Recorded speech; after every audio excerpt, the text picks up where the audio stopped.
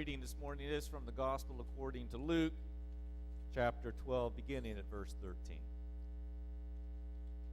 Someone in the crowd said to Jesus, "Teacher, tell my brother to divide the family inheritance with me." But he said to him, "Friend, who set me to be a judge or arbitrator over you?" And he said to them, "Take care, be on your guard against all kinds of greed, for one's life does not consist in the abundance of possessions." Then he told them a parable.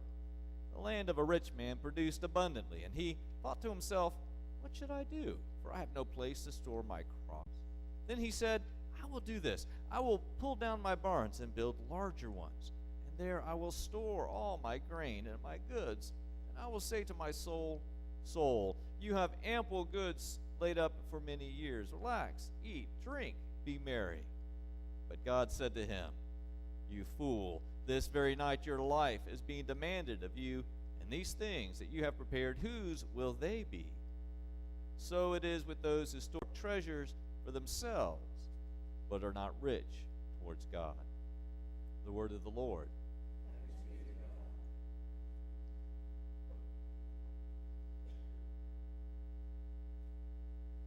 My wife and I had a meeting with our financial advisor this week. Her advice regarding our retirement planning was simple.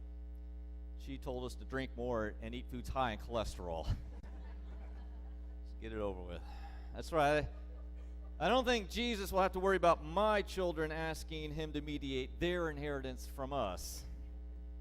No matter how you divide nothing, it's still nothing. Nevertheless, I was a little uncomfortable preparing a sermon on a text that included the warning from Jesus, "Be on your guard against all kinds of greed." In the same week, I had a good look at my finances. All humor aside, compared to the rest of the world, you and I live like kings and queens.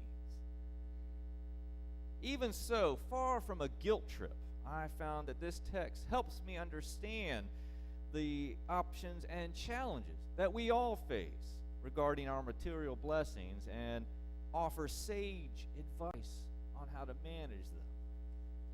Once again, as in an earlier story, a teaching of Jesus is put into practice in the real world, and the church can learn how to apply his wisdom. Rather than treating Jesus' teachings as simple commands that dictate our behavior, we can see how he offers guidance that allows us to consider the options before us and make faithful decisions, even amid new and changing circumstances. First of all, this encounter between Jesus and the two brothers follows the pattern of an earlier encounter. A few weeks ago, we read about Mary and Martha. In that text, Martha went to Jesus and asked him to intervene on her behalf, to tell her sister to help her. In today's text, a man asks Jesus to tell his brother to divide the family inheritance with him. In both cases, Jesus refuses to take sides. Instead, he uses their requests to play a different role in the disputes. He applies his insight to their situation and thereby brings a new path into the realm of possibility. Jesus does not make everything all right for them in either circumstance. Instead, he equips them to work for reconciliation in their present situation. For Martha, Jesus' earlier teaching to serve others was broadened to include the need to take care of oneself so that you can love others and love your neighbor as you love yourself.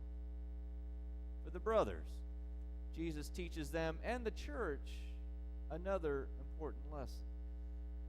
Yet before we unpack this lesson, I can't help but wonder if Jesus is taking too big of a risk and not taking sides between these two brothers. After all, brotherly disputes in the Bible are notorious for quickly getting out of hand. Remember, for instance, how Jacob and Esau's disputes over birthrights and blessings led to Jacob fleeing for his life from his brother's anger. Remember Joseph and his brothers. And also keep in mind the most basic story of brotherly disaffection, Cain's murder of his brother Abel. Furthermore, fights over a family inheritance, particularly if it involved land, struck at the very heart of what it meant to be an Israelite. An Israelite who denied his brother a share in his inheritance in land, denied him a share in God's blessing to Abraham's descendants. Finally, Jesus had just recently taught his disciples how to converse with God in prayer, to ask and it will be given, to seek and you will find. Well, a man has asked Jesus, the Son of God, to help him settle a dispute.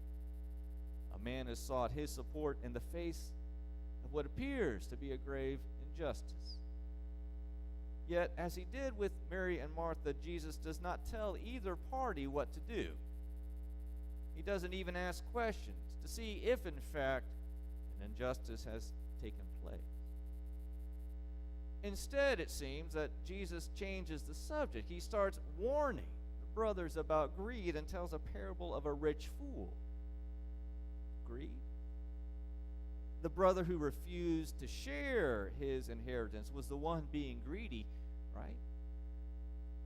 Maybe so. But then again, maybe not. Jesus, you see, has not changed the subject. Rather, instead of being drawn into the brothers' dispute, Jesus has stayed out of it in order to put it in perspective, as he did with Mary and Martha.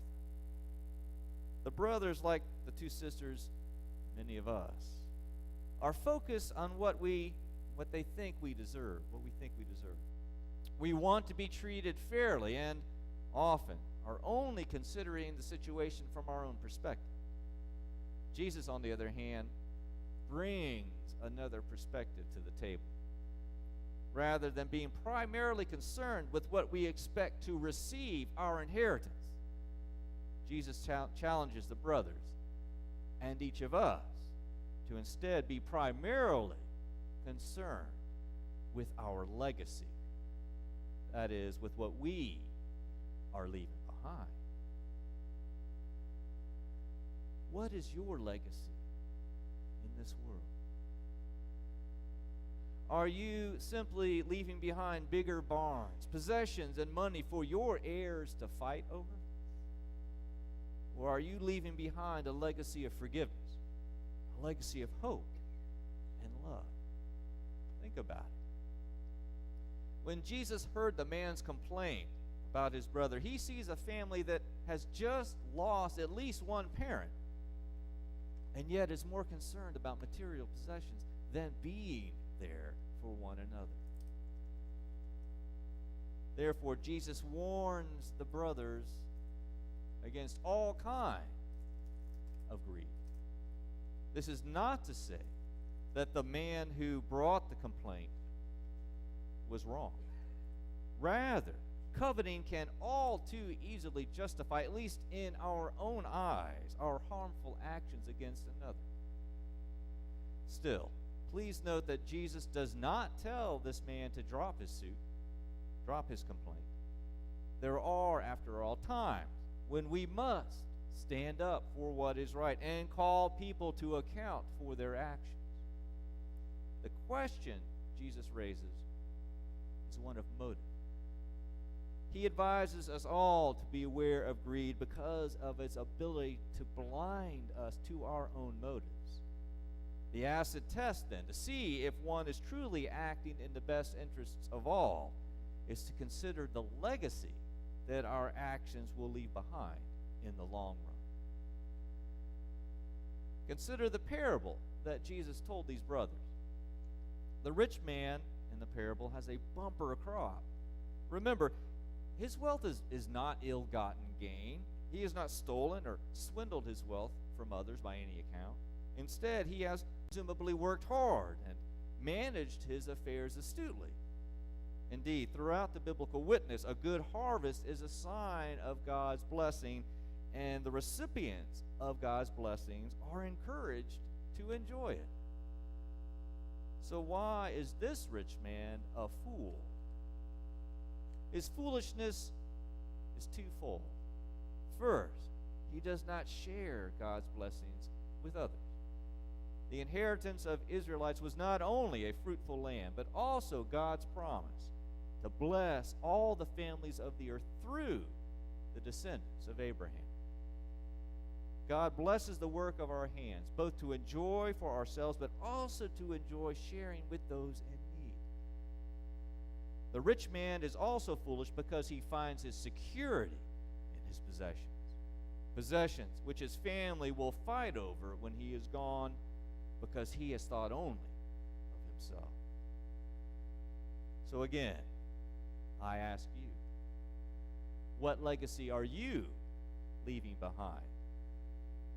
Jesus does not advise or address our specific situation in life, but instead equips the brothers in the story and his church to leave a legacy of reconciliation, to decide whether it's time to stand up to an injustice or to let it go.